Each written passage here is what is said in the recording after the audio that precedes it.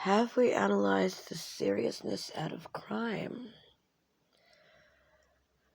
Well, there is a very nice lady client of mine still waiting for me in limbo so that I can complete the healing process.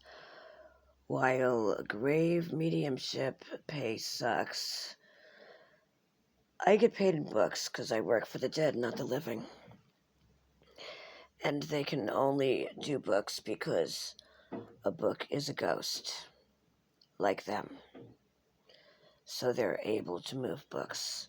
Not physically, but they can weave their delicate magic and make a book land on your, it gets delivered to the wrong address, mine.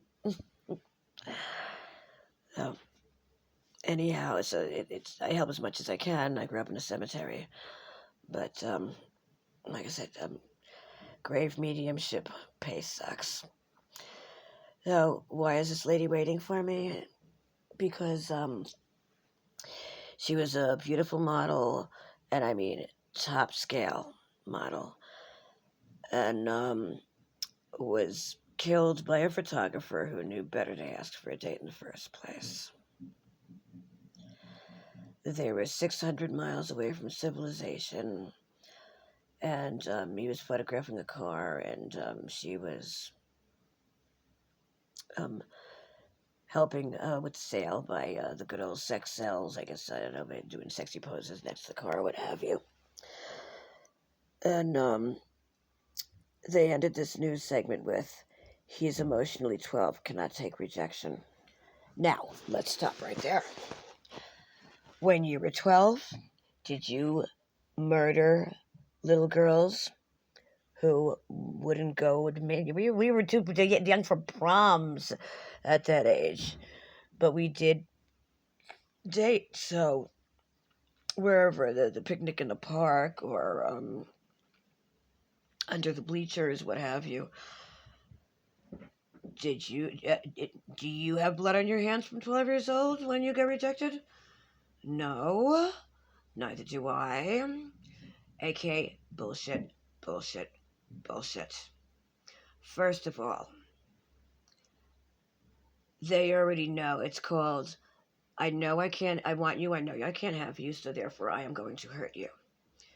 And the only reason they ask is just to confirm. So, because that's what makes the women think it's their fault, or men in some cases. One guy, a lady had, asked for his company, and he said no, and he feared for his life that she was a witch, and like he did die, and they found like all this like counteracting stuff, mirrors turned outward. He might have died of paranoia, and he might have died of fright, actually. But they already know. They can tell by looking at you what your type is. Even a lobotomized idiot can tell just by looking at you what your type is. If they know they're not, the only reason they even bother.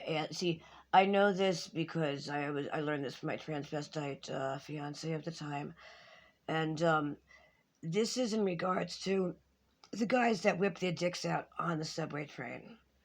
That's why they do that, and that's all they're doing.